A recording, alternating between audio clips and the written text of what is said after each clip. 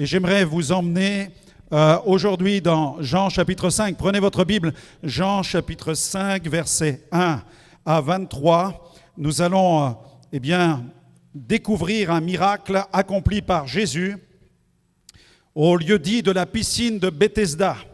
Et j'ai intitulé mon sujet « Saisis le moment de grâce ». Amen. Il y a des moments où Dieu nous visite et nous sommes invités à saisir l'instant de grâce, bien plus le moment de grâce, bien plus encore la saison de grâce. Dieu ne désire pas seulement nous visiter en un instant, ni même pour un moment, mais il veut plus. Il faut saisir le moment pour qu'une saison nouvelle puisse démarrer dans notre vie spirituelle. Jean 5, versets 1 à 23. Après cela, il y eut une fête des Juifs, et Jésus monta à Jérusalem. Or, à Jérusalem, près de la porte des brebis, il y a une piscine qui s'appelle en hébreu Bethesda et qui a 5 portiques. Sous ces portiques étaient couchés un grand nombre des malades, des aveugles, des boiteux, des paralytiques qui attendaient le mouvement de l'eau. Car un ange descendait de temps en temps dans la piscine et agitait l'eau. Et celui qui y descendait le premier, après que l'eau avait été agitée, était guéri, quelle que fût sa maladie. Quelle que fût sa maladie. Amen. Là se trouvait un homme malade depuis 38 ans. Jésus, l'ayant vu coucher, et sachant qu'il était malade depuis longtemps, lui dit « Veux-tu être guéri ?» Le malade lui répondit « Seigneur, je n'ai personne pour me jeter dans la piscine quand l'eau est agitée. Et pendant que j'y vais, un autre descend avant moi. Lève-toi, lui dit Jésus, prends ton lit et marche. Aussitôt, cet homme fut guéri. Il prit son lit et il marcha. C'était un jour de sabbat. Les Juifs, c'est-à-dire les religieux, dirent donc à celui qui avait été guéri, « C'est le sabbat. Il ne t'est pas permis d'emporter ton lit. » Il leur répondit, « Celui qui m'a guéri m'a dit, prends ton lit et marche. » Ils lui demandèrent, « Mais qui est l'homme qui t'a dit, prends ton lit et marche ?» Mais celui qui avait été guéri ne savait pas qui c'était, car Jésus avait disparu de la foule qui était dans ce lieu. Depuis, Jésus le trouva dans le temple et il lui dit, « Voici, tu as été guéri, ne pêche plus, de peur qu'il ne t'arrive quelque chose de pire. » Cet homme s'en alla et annonça aux Juifs que c'était Jésus qui l'avait guéri. C'est pourquoi les Juifs poursuivaient Jésus, parce qu'il faisait ces choses le jour du sabbat. Mais Jésus leur répondit, « Mon Père agit jusqu'à présent. Moi aussi, j'agis. » À cause de cela, les Juifs cherchaient encore plus à le faire mourir. Non seulement parce qu'il violait le sabbat, mais parce qu'il appelait Dieu son propre Père, se faisant lui-même égal à Dieu. Jésus reprit donc la parole et leur dit, « En vérité, je vous le dis, le Fils ne peut rien faire de lui-même. Il ne fait que ce qu'il voit faire au Père. Et tout ce que le Père fait, le Fils aussi le fait également. Car le Père aime le Fils et lui montre tout ce qu'il fait. Et il lui montrera des œuvres plus grandes que celles-ci, afin que vous soyez dans l'étonnement. Car comme le Père ressuscite les morts et donne la vie, ainsi le Fils de l'homme donne la vie à qui il veut. Le Père ne juge personne, mais il a remis tout jugement au Fils, afin que tous honorent le Fils comme ils honorent le Père. Celui qui n'honore pas le Fils n'honore pas le Père qu'il a envoyé. Amen. Et j'aimerais t'entendre dire un puissant Amen. Amen. Une véritable clameur dans la maison de Dieu, un Amen puissant. Amen. Le Père agit, le Fils agit. Alléluia. Et c'est le moment, tout de suite, de saisir la grâce que Dieu désire te communiquer. C'est le moment de la grâce à saisir dans sa maison aujourd'hui. Saisis l'instant, saisis le moment. Premier point ce matin, Jésus participe à une fête juive à Jérusalem. Il y eut une fête des Juifs. Alors les débats entre les commentateurs ont été nombreux, ils le sont encore, concernant cette fête. Quel type de fête est-ce qu'il s'agissait? Alors dans ces débats, parmi ces débats, on trouve deux hypothèses. La fête des Pourim ou encore la fête de la Pessah, la fête de la Pâque. La fête des Pourim, vous savez certainement ce qu'elle est. Il est question de la mémoire de cette grande délivrance qu'Israël avait connue par le biais d'une jeune femme d'origine juive, déportée, orpheline, qui a été utilisée par Dieu à un moment tout à fait spécial. Dans l'histoire d'Israël, il s'agit de Esther, la reine Esther. Cette femme a été élevée au rang le plus haut de la Babylonie et cette élévation a été le fait de l'action puissante de Dieu, de la souveraineté de Dieu. Dieu a permis qu'elle soit élevée afin qu'elle soit l'instrument du secours, de la délivrance du peuple d'Israël, qu'un homme horrible qui s'appelait Haman avait décidé de détruire le peuple d'Israël. Mais Dieu a suscité cette femme pour qu'elle soit élevée au rang le plus haut, afin qu'elle puisse plaider la cause de ce peuple devant le roi, et qu'ainsi le peuple d'Israël ne soit pas exterminé. J'y vois ici une célébration extraordinaire et un momentum dans l'histoire d'Israël extrêmement important. Pourquoi? Eh bien, tout simplement parce que si le peuple d'Israël avait été exterminé, Jésus ne serait jamais né. Il fallait que la lignée d'Israël soit préservée afin qu'au temps marqué de Dieu. Vous vous souvenez que Mardoché a même, à un certain moment, provoqué la reine Esther en lui disant « Mais ne penses-tu pas que c'est pour ce temps-là que Dieu t'a élevé, afin que tu sois l'instrument de cette délivrance? Et si ce n'est pas par toi qu'elle vient, elle viendra par quelqu'un d'autre. » Pourquoi?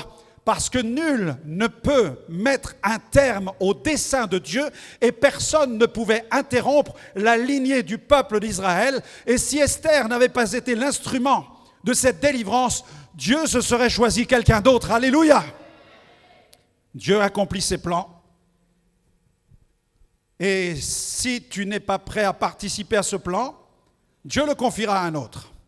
Parce que Dieu n'interrompt pas ses plans. Et Dieu ne peut pas faire reposer ses plans sur une personne ou sur un ministère. Dieu accomplit ce qu'il a décidé, ce qu'il désire accomplir. Quand Dieu décide, il le fait, il l'accomplira. Amen, c'est sûr et c'est certain. Amen.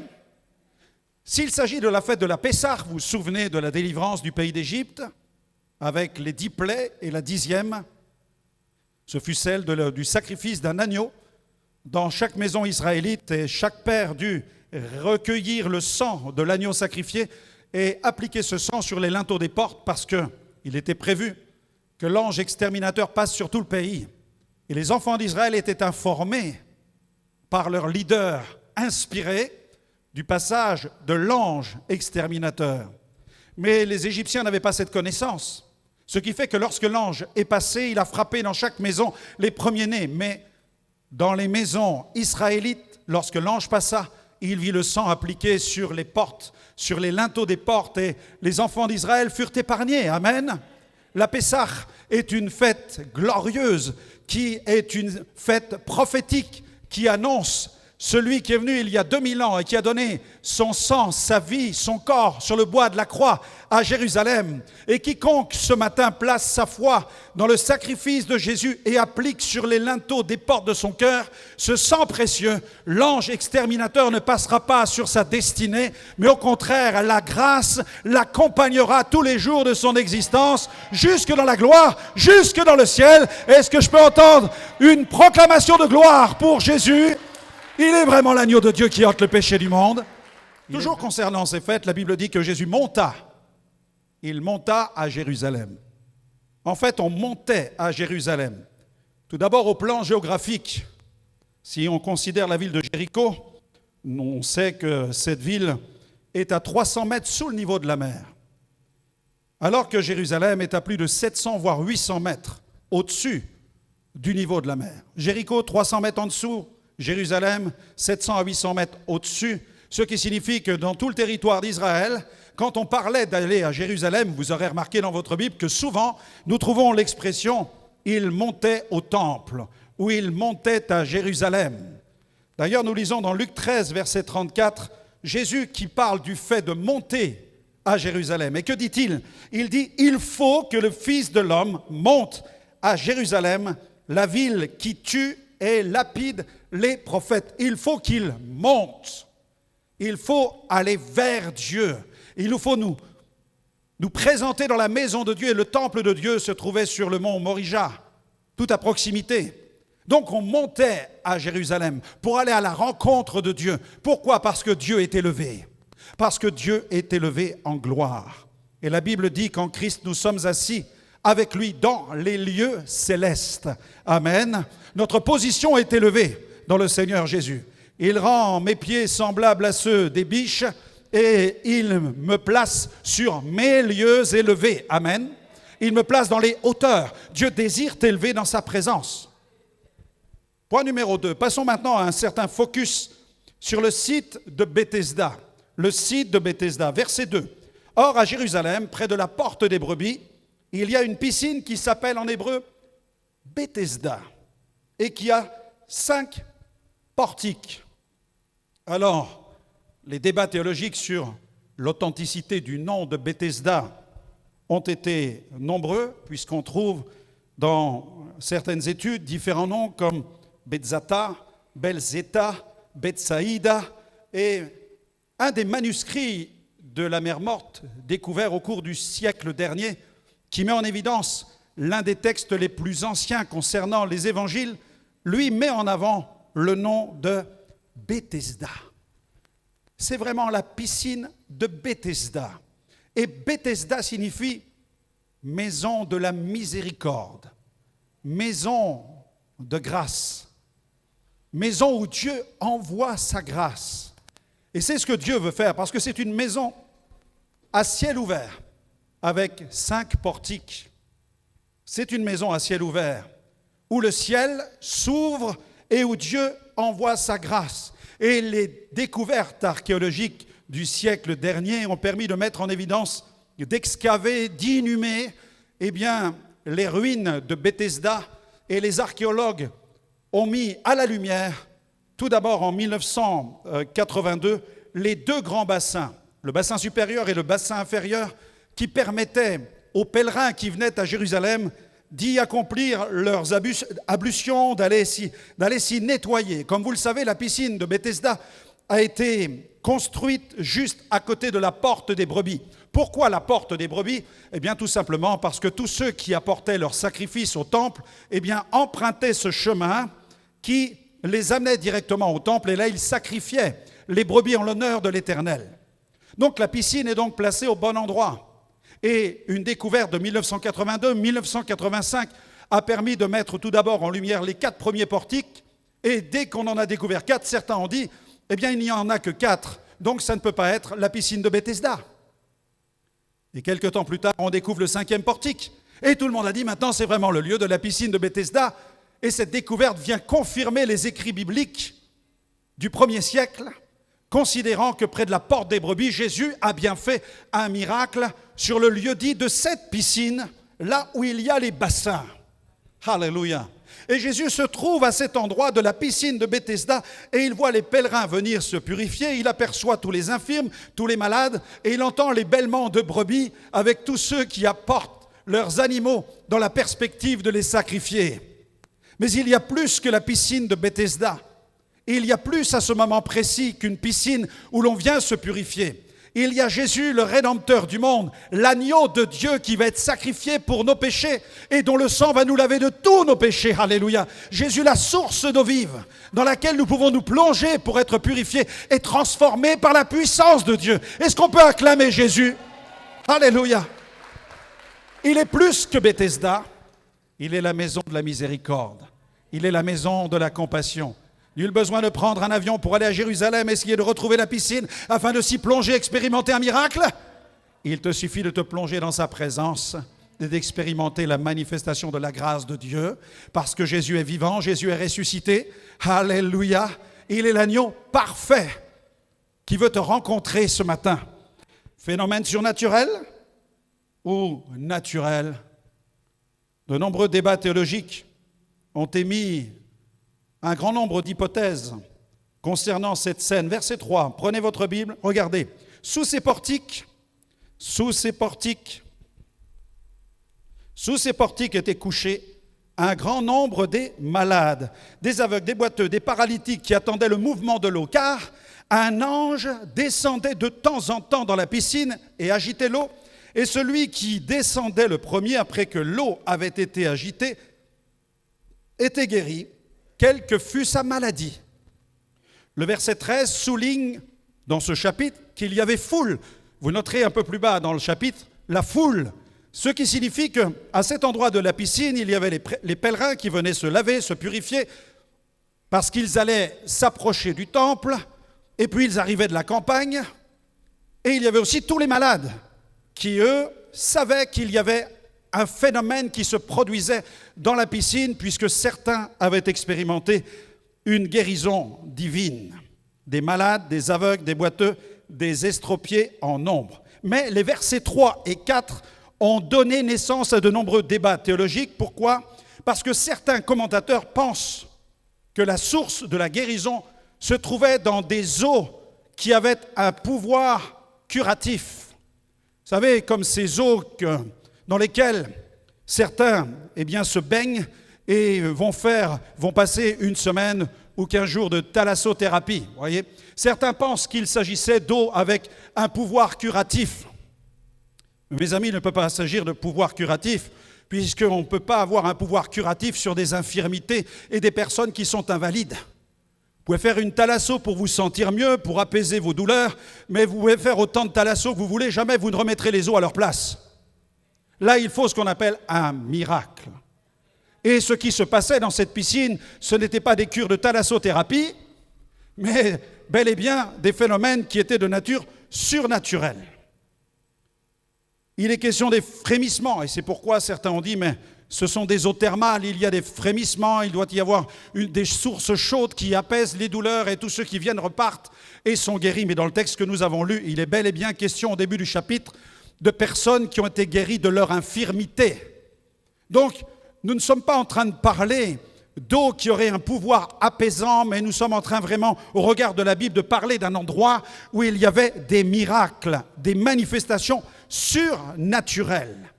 Il est question d'un ange. Et concernant la manifestation de cet ange, d'autres commentateurs s'appuient sur le fait que la fin du verset 3 et du verset 4 ne figurent pas dans les manuscrits les plus anciens. Ils auraient été ajoutés par erreur. On fait un focus sur le verset 3 et 4. Regardez, deuxième partie du verset 3. Sous ces portiques étaient couchés un grand nombre de malades, des aveugles, des boiteux, des paralytiques, qui attendaient, voilà la deuxième partie du verset 3, qui attendaient le mouvement de l'eau. Car un ange descendait de temps en temps dans la piscine et agitait l'eau, et celui qui descendait le premier après que l'eau avait été agitée était guéri, quelle que fût sa maladie. On pense qu'un copiste a écrit ces choses dans la marge d'un texte original parce qu'il cherchait à commenter, et que finalement, à la fin, le commentaire de ce copiste aurait été ajouté par erreur dans l'Évangile, et qu'avec le temps, on a fini par accepter le fait qu'il y avait une forme de légende et de superstition avec un ange qui descendait et qui guérissait. Mais comme je le redis, quand je lis le passage, il est clair que l'infirme qui discute avec Jésus, lui, n'est pas sur cette longueur d'onde où ce sont des eaux curatives qui exercent un certain pouvoir. Lui, il vient et il attend qu'on le jette dans la piscine parce qu'il sait que si on le jette, comme cela est arrivé à quelques-uns avant lui, il peut être guéri d'une invalidité, d'une infirmité. Il peut expérimenter un miracle. Alléluia! Que ce soit une légende ou pas, cela ne change pas le contexte, la pensée du texte. Il est vraiment question d'un Dieu capable de faire des œuvres surnaturelles qui défient la raison de tous les scientifiques. À Dieu soit la gloire. Ce n'est pas moi qui l'invente, c'est la Bible qui le dit tout simplement. Alléluia. Aujourd'hui, bien des interprétations concernant les miracles me font souvent mourir de rire. Je ne sais pas si vous en avez découvert quelques-unes, mais concernant Jésus qui marche sur les eaux. Concernant Jésus qui marche sur les eaux. Laissez-moi rire quelques instants. Un océanographe, donc un homme intelligent qui étudie les océans, Doronoff s'appelle-t-il, a avancé l'hypothèse des températures plus froides de l'époque, jumelées à la présence d'eau douce et d'eau salée, qui auraient entraîné la formation de plaques de glace. Ce qui signifie que Jésus n'aurait pas marché sur l'eau, mes amis, mais il aurait marché sur la glace, si vous voyez ce que je veux dire. Jésus aurait été le premier des patineurs sur glace. Il faut faire beaucoup d'études pour en arriver à cette conclusion-là et pour essayer de passer à côté, d'esquiver le fait que Dieu soit capable de faire des miracles. Soit tu n'y crois pas et tu dis non, ça n'est pas possible, je n'y crois pas. Tout cela ne sont que des légendes, il n'y a pas de problème, tu as le droit de ne pas y croire, mais ne va pas inventer des hypothèses qui sont d'un ridicule incroyable. Au sujet de la traversée de la mer Rouge, des chercheurs de l'Université du Colorado, choisissez bien vos universités, ont estimé que le peuple d'Israël et l'armée égyptienne ne sont pas entrés dans la mer Rouge à pied sec, mais qu'ils se sont plutôt aventurés dans le delta du Nil, sur une lagune peu profonde, après une nuit entière de vent fort et continu. Une lagune. Vous allez m'expliquer comment toute une armée peut se noyer dans une lagune. Parce que le psaume de Moïse nous dit que toute l'armée égyptienne est descendue comme du plomb. Elle a été noyée et que les eaux se sont refermées sur eux. Alléluia. Il n'est pas question du delta du Nil. C'est un miracle. Soit tu y crois, soit tu n'y crois pas. Concernant la résurrection de Lazare, certains scientifiques ont avancé l'hypothèse de l'expérience de la mort imminente. Vous savez, cette forme de coma profond et de mort clinique. Mais concernant Lazare, il n'y a pas d'ambiguïté dans la parole de Dieu, puisque la famille dit, il sent déjà. Ce n'est pas une mort imminente, ce n'est pas quelqu'un qui est dans le coma, c'est quelqu'un qui sent déjà. Pourquoi? Parce qu'il est mort et que les organes sont en train de se détruire les uns après les autres. Donc, pas de mort imminente, il s'agit d'un homme qui était bien mort et un mort que Jésus a ressuscité par la puissance du Père, du Fils, du Saint-Esprit, il est revenu à la vie. Soit tu y crois ou tu n'y crois pas. Au sujet de Goliath, l'auteur et journaliste Malcolm Gladwell a avancé l'hypothèse d'une maladie génétique. Vous savez, le géant Goliath, qui aurait souffert d'acromégalie ou de gigantisme. Goliath aurait souffert de la maladie du gigantisme, c'est-à-dire une partie de ses membres extrêmement grands. Mais celui qui a avancé cette hypothèse, s'est-il au moins quelque peu renseigné de la nature de cette maladie et du caractère invalidant qu'elle produit? Et la Bible dit que Goliath était soldat dès sa jeunesse. Dès sa jeunesse, Goliath était sur les champs de bataille. Comment un homme souffrant de gigantisme serait-il capable d'enfiler une armure, de se mettre sur le champ de bataille et de combattre avec violence des ennemis alors qu'il a la plus grande difficulté à mettre un pied devant l'autre? Soit tu crois ce que dit la Bible, ou tu n'y crois pas. On y va, on continue. Selon les murailles de Jéricho, la Bible nous dit que c'est sur le cri de l'armée de l'Éternel, au moment de la chronologie divine, que le phénomène s'est produit, mais certains ont avancé, puisque la région connaît des secousses sismiques, certains ont dit, mais les murailles se sont effondrées, tout simplement parce qu'il y a eu un tremblement de terre. Voilà pourquoi elles sont tombées. Mais la Bible ne dit pas cela. Elle dit que les enfants d'Israël ont fait le tour de la ville une fois par jour, mais que le 7e jour, au temps marqué de Dieu, ils l'ont fait 7 fois. Et c'est à la fin de la 7e fois qu'ils ont poussé un grand cri et que les murailles sont tombées. Alléluia. Soit tu y crois ou tu n'y crois pas. OK? Mais ne déforme pas la parole de Dieu, toi qui m'écoutes aujourd'hui.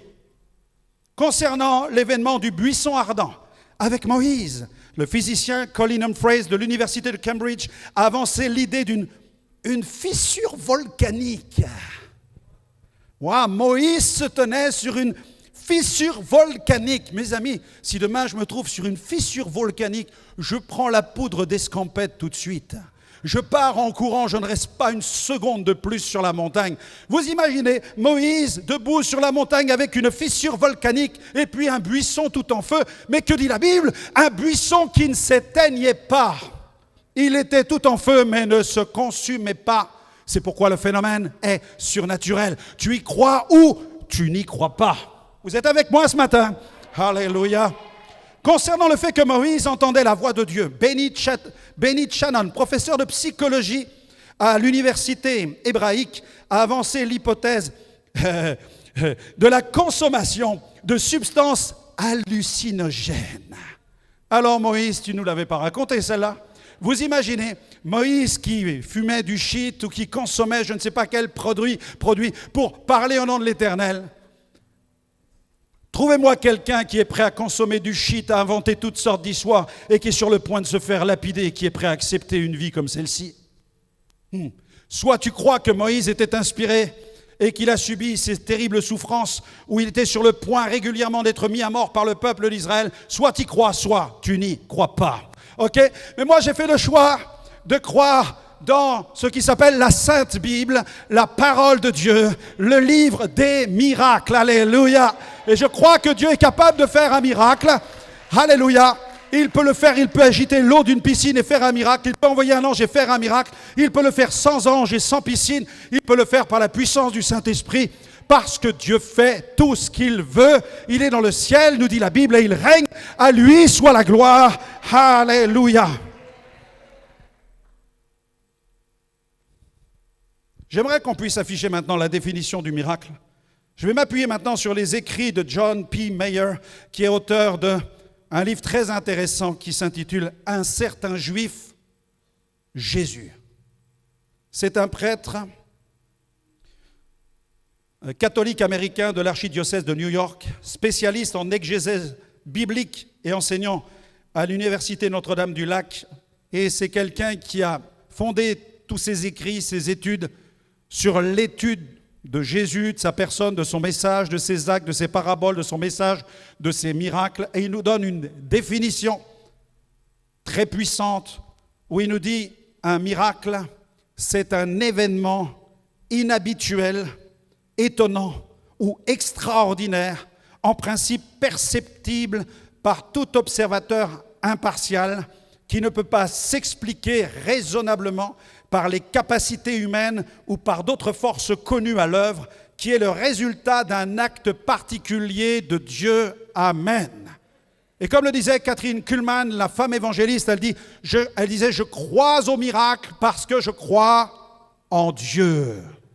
Si tu crois en Dieu, alors tu crois que tout est possible. Amen. Si je crois en Dieu, je crois que tout est possible. Ou alors j'enferme mon Dieu dans une boîte. Mais si je crois que Dieu a créé tout l'univers, le croyant, le vrai croyant, celui qui croit que Dieu existe, que Dieu a tout créé, il croit donc que Dieu peut tout. Si Dieu a tout créé, mes amis, il est capable de tout faire.